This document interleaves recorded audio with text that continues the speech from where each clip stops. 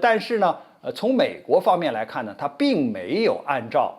就是他自己所说的一些情况来发展两国的关系它基本上呢是四个不变。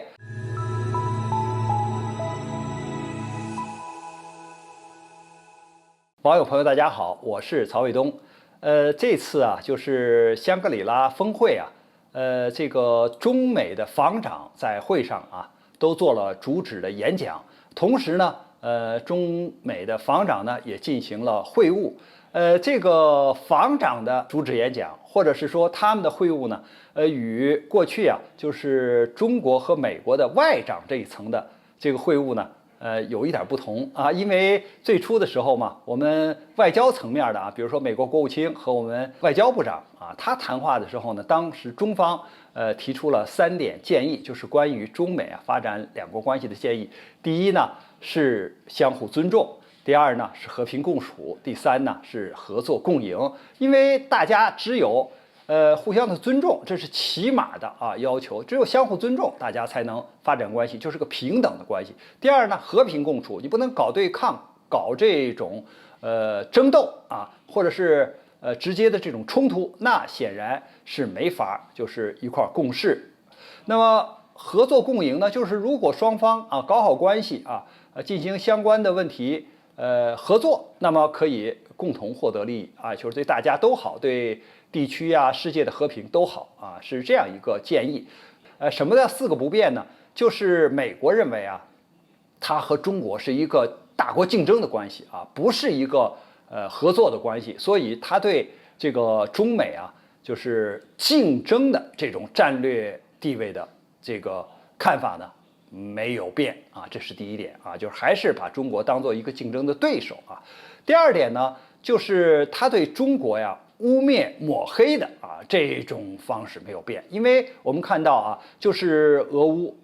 爆发冲突以后呢，他就要求中国选边站，就是要跟美国在一起一块制裁俄罗斯就是向乌克兰提供武器装备，然后在经济上其他的各个方面就是制裁俄罗斯。那中国是不同意这样做的，因为中国和俄罗斯、乌克兰都是朋友不希望就是俄罗斯和乌克兰发生这种军事上冲突，不希望他们交战，希望用和平的方式解决问题。所以呢，既不能制裁这个俄罗斯，同时呢，也不能向乌克兰提供武器装备，然后让他们这个交战。所以呢，这是中国态度。但是美国不干他就对中国抹黑，就是说呢，你看这个中国你看这个对于就是俄罗斯的这种侵略行径是不谴责的，没有发挥它的作用。所以呢，他对很多的事情呢是抹黑中国、污蔑中国的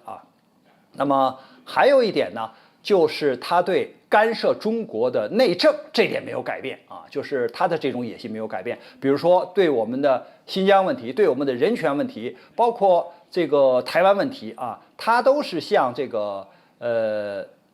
台湾一方比如说台湾地区这个分裂势力传递错误的信息而且呢向台湾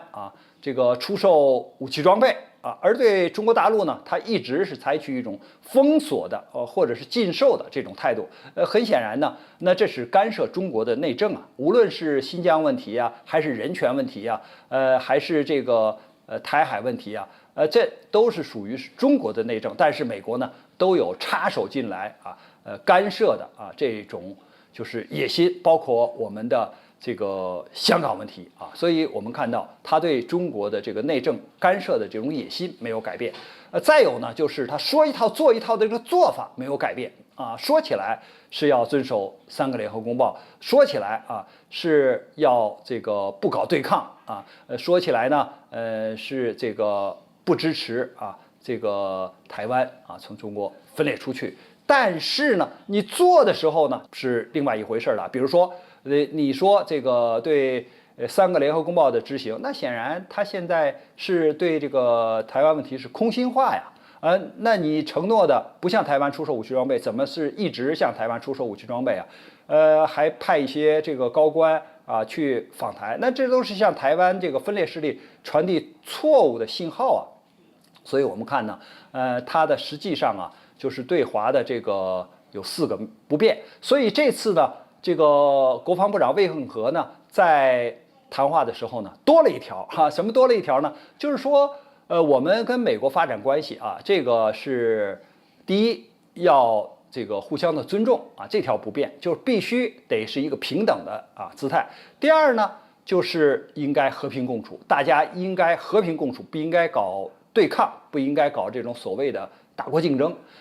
那第三个呢，就是合作共赢啊，就合作了就可以共赢。但是这次还增加了一条，如果搞对抗，奉陪到底。就是作为中国啊，它是一个独立自主的国家，它是一个主权国家，它要按自己的这个国家的利益和大家就是世界各国的共同遵守的这种规则来办事，不可能按照你美国的指挥棒来进行行事。比如说，这个美国要求中国在俄乌冲突上要站在美方一边，要向这个乌克兰提供武器装备，打击俄罗斯，要制裁俄罗斯，要把这个战火烧下去，要在这个俄乌冲突上火上浇油。那中国能这样做吗？不可能的。在台湾问题上，对吧？那美国是台独分裂势力传递错误信息，向他出售军火，中国对这样干涉自己内政的事情能够容忍吗？显然也不能够。那么既然如此，所以我们就说呢，如果美国和我们合作，那我们可以合作共赢。但是美国如果要是一意孤行要是继续搞这种冷战思维，搞这种对抗搞这种对峙，那么我们中国的态度也是非常明确的呀，那就是奉陪到底中国人在重大的这个问题上，特别是在台海问题上，并且明确的已经说出来了，就是不惜一战就是不惜代价